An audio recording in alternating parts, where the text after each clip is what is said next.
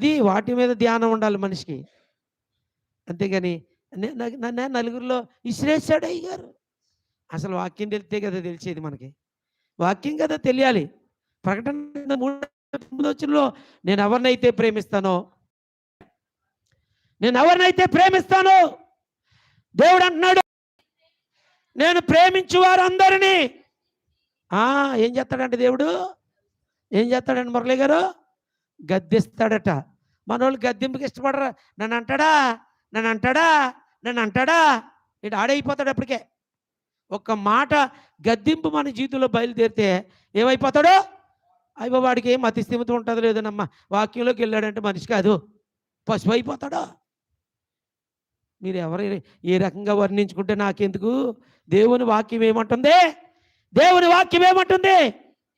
నేను ఎవరినైతే ప్రేమిస్తానో వారందరినీ అంట గద్దించకుండా ఉండడంట.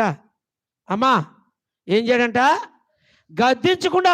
దేవుడే ఉండలేకపోతే దేవుని పక్షంగా కూలోండైనా పనోండైనా నేను ఆయన వాక్యాన్ని గద్దించకుండా చచ్చిపోయాను అనుకో,